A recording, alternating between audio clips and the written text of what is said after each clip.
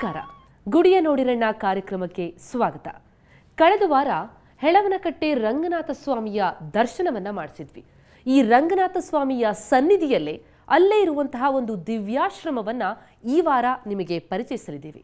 ರಂಗನಾಥ ಸ್ವಾಮಿಗೂ ಆ ಆಶ್ರಮದಲ್ಲಿರುವಂತಹ ಮಹಾ ಗುರುಗಳಿಗೂ ಇರುವಂತಹ ಭಗವದ್ ನಂಟನ್ನ ತೋರಿಸಲಿದ್ದೀವಿ.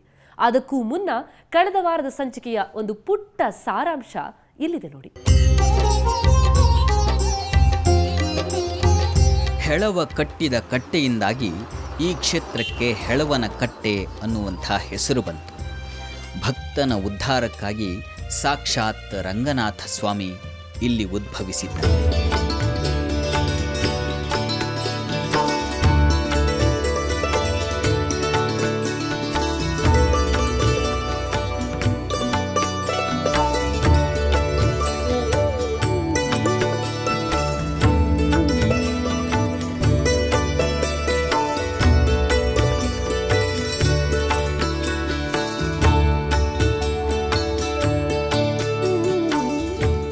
ಇಂಥ ರಂಗನಾಥನ ದರ್ಶನಕ್ಕೆ ಮಹಾಭಕ್ತೆ ಗಿರಿಯಮ್ಮ ಕೂಡ ಬಂದಿದ್ದಳು. ರಂಗನ ಗುಣಗಾನ ಮಾಡಿ ಕೊನೆಗೆ ರಂಗನಲ್ಲೇ ಐಕ್ಯವಾದಳು.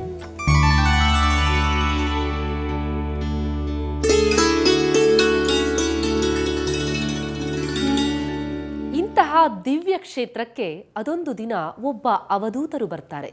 ರಂಗ ಸಾನ್ನಿಧ್ಯವನ್ನ ನೋಡಿ ಇಲ್ಲೇ ಒಂದು ಆಶ್ರಮವನ್ನು ಕಟ್ತಾರೆ. ಊರಿನ ಭಕ್ತರನ್ನ ಉದ್ಧರಿಸ್ತಾರೆ. ಅವರೇ ಶಂಕರಲಿಂಗ ಭಗವಾನರು.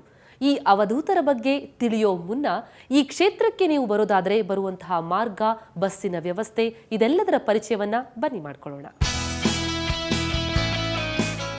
ಈ ಊರನ್ನ ಹೆಳವನಕಟ್ಟೆ ಅಂತ ಕರೆಯೋದಕ್ಕಿಂತ ಹೆಚ್ಚಾಗಿ ಕೋಮಾರನಹಳ್ಳಿ ಅಂತ ಕರೀತಾರೆ.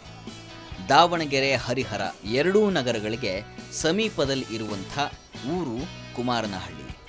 ಬೆಂಗಳೂರಿನಿಂದ ನೀವು ಈ ಕ್ಷೇತ್ರಕ್ಕೆ ಬರೋದಾದರೆ ಸಾಕಷ್ಟು ಬಸ್ಸುಗಳ ವ್ಯವಸ್ಥೆ ಇದೆ.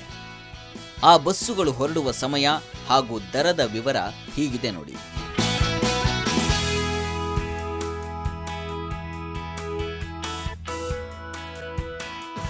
ಐರಾವತ ಹೊರಡುವ ಸಮಯ ಬೆಳಗ್ಗೆ 7ಕ್ಕೆ, ಮಧ್ಯಾಹ್ನ 12:30ಕ್ಕೆ, ರಾತ್ರಿ 8ಕ್ಕೆ, 8:45ಕ್ಕೆ, 9ಕ್ಕೆ ಹಾಗೂ 10:30ಕ್ಕೆ. ಇದರ ದರ 446 ರೂಪಾಯಿ. ಇನ್ನು ರಾಜಹಂಸ ಇದು ಹೊರಡುವ ಸಮಯ ಬೆಳಗ್ಗೆ 7:30ಕ್ಕೆ ಹಾಗೂ ರಾತ್ರಿ ವೇಳೆಯಲ್ಲಿ 10:30ಕ್ಕೆ ಹಾಗೂ 11ಕ್ಕೆ. ಇದರ ದರ 321 ರೂಪಾಯಿ.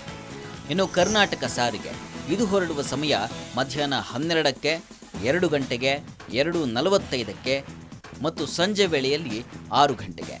ಇದರ ದರ 306 ರೂಪಾಯಿ. ಹರಿಹರ, ದಾವಣಗೆರೆ ಎರಡೂ ಊರುಗಳಿಂದಲೂ ಮಲೆಬೆನ್ನೂರಿಗೆ ಬಸ್ಸಿನ ವ್ಯವಸ್ಥೆ ಇದೆ.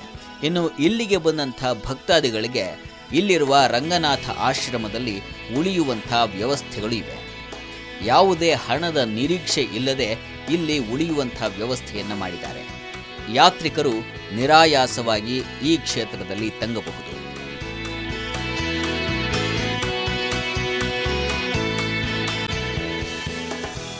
ಇನ್ನು ಈ ಕ್ಷೇತ್ರದಲ್ಲಿ ಮತ್ತೊಂದು ಸಾನ್ನಿಧ್ಯವಿದೆ. ನಾನು ಆಗಲೇ ನಿಮಗೆ ಹೇಳಿದ ಹಾಗೆ ಅದನ್ನು ಶ್ರೀ ರಂಗನಾಥ ಆಶ್ರಮ ಅಂತ ಹೇಳ್ತಾರೆ. ಶಂಕರಲಿಂಗ ಭಗವಾನರು ಅನ್ನುವಂಥ ಅವಧೂತರು ಈ ಕ್ಷೇತ್ರಕ್ಕೆ ಬಂದು ಇಲ್ಲಿ ಅನೇಕ ಭಕ್ತರನ್ನು ಉದ್ಧರಿಸಿ ಅನೇಕರಿಗೆ ಅನುಗ್ರಹಿಸಿದ್ದಾರೆ. ಅವರ ಕಥೆಯೇ ಒಂದು ರೋಚಕ. ಆ ದಿವ್ಯ ಸಾನ್ನಿಧ್ಯವನ್ನು ನೋಡ್ತಾ ಅವರ ಕಥೆಯನ್ನು ತಿಳಿಯೋಣ.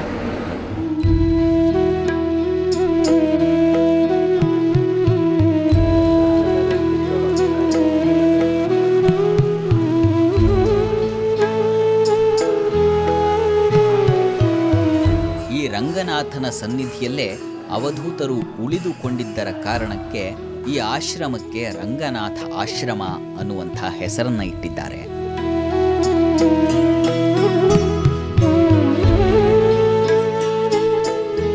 ನಮ್ಮ ಆಧ್ಯಾತ್ಮಿಕ ವಲಯವನ್ನು ಪ್ರವೇಶಿಸಿದ್ರೆ ಅಲ್ಲಿ ನಮಗೆ ಮುಖ್ಯವಾಗಿ 3 ಪಂಥಗಳು ಕಾಣುತ್ತವೆ.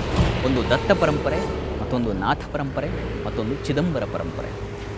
ಈ 3 ಪರಂಪರೆಗಳಲ್ಲಿ ಹಲವಾರು ಅವಧೂತರು ಅವತರಿಸಿದ್ದಾರೆ, ಹಲವಾರು ಭಕ್ತರನ್ನು ಉದ್ಧರಿಸಿದ್ದಾರೆ. ಅಂದಹಾಗೆ ನಾವಿವತ್ತು ಪ್ರವೇಶ ಮಾಡ್ತಿರ್ತಕ್ಕಂಥದ್ದು ಚಿದಂಬರ ಪರಂಪರೆಯಲ್ಲಿ ಒಡಮೂಡಿದ ಶಂಕರ ಭಗವಾನರು ಅಂತ ಪ್ರಖ್ಯಾತಿಯಾಗಿದ್ದ ಅವತಾರ ಪುರುಷರಾದ ಅವರ ಶಿಷ್ಯರು ನೆಲೆ ನಿಂತಿದ್ದ ಕ್ಷೇತ್ರ. ಅವರು ಶಂಕರಲಿಂಗ ಭಗವಾನರು. ಅವರ ಪರಿಚಯವನ್ನು ಮಾಡಿಕೊಳ್ಳೋಣ, ದರ್ಶನ ಮಾಡ್ತಾ ಬನ್ನಿ.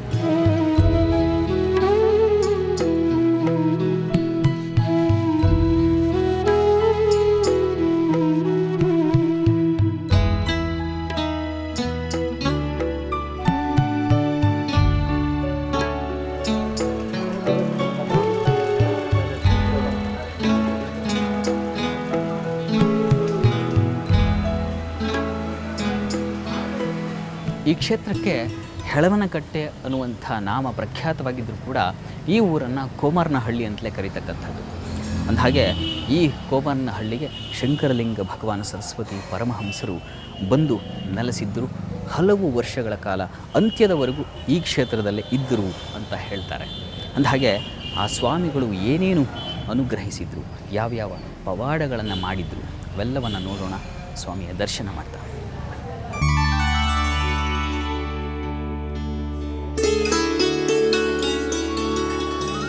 ಈ ರಂಗನಾಥ ಆಶ್ರಮದಲ್ಲಿ ಪ್ರತಿನಿತ್ಯವೂ ಶಂಕರಲಿಂಗ ಭಗವಾನರಿಗೆ ವಿವಿಧ ರೀತಿಯಲ್ಲಿ ಆರಾಧನೆಯನ್ನು ಮಾಡಲಾಗುತ್ತೆ.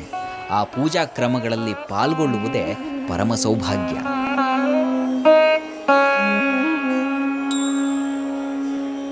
ಧ್ಯಾನಮೂಲಂ ಗುರೋರ್ಮೂರ್ತಿ ಪೂಜಾಮೂಲಂ ಗುರುಃ ಪದಂ ಮಂತ್ರಮೂಲಂ.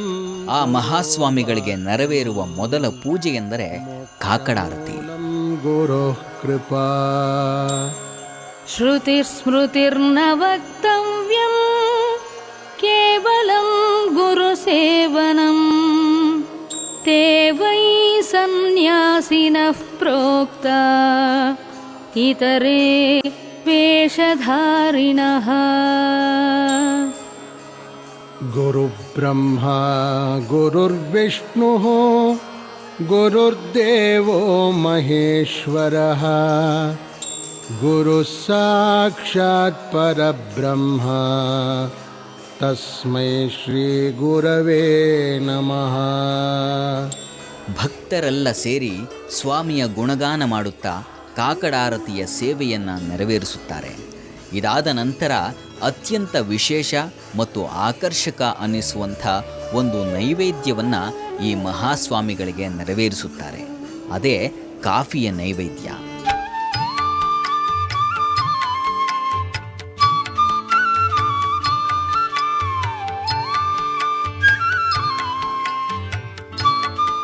ಹೌದು, ಆಶ್ಚರ್ಯ ಅನ್ನಿಸಬಹುದು.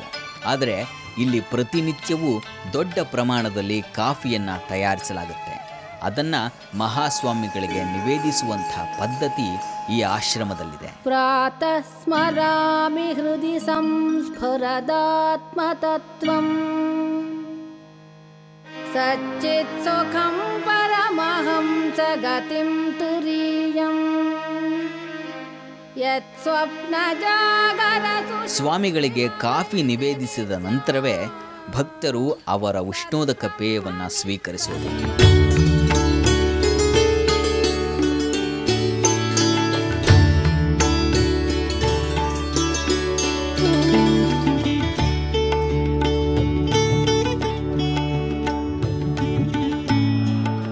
ಇದಾದ ಮೇಲೆ ಸ್ವಾಮಿಗಳಿಗೆ ಮಹಾಭಿಷೇಕದ ಪೂಜಾ ಕ್ರಮ ಪ್ರಾರಂಭವಾಗುತ್ತೆ. ಸಹಸ್ರಶೀರ್ಷಾ ಪುರುಷಃ ಸಹಸ್ರಾಕ್ಷಃ ಸಹಸ್ರಪಾತ್ ಸ ಭೂಮಿಂ ವಿಶ್ವತೋ ಭೃತ್ವಾ ಅತ್ಯತಿಷ್ಠದ್ದಶಾಂಗುಲಂ ಪುರುಷ ಏವೇದಗುಂ ಸರ್ವಂ. ಈಗಾಗಲೇ ತಿಳಿಸಿದ ಹಾಗೆ 3 ಪರಂಪರೆಗಳಿಂದ ಪ್ರಭಾವಗೊಂಡು ಬೆಳೆದಂತಹ ಆಶ್ರಮವಿದು. ಇಲ್ಲಿ ಗುರು ದತ್ತಾತ್ರೇಯರ ಆರಾಧನೆಗೂ ಕೂಡ ಪ್ರಾಶಸ್ತ್ಯವಿದೆ.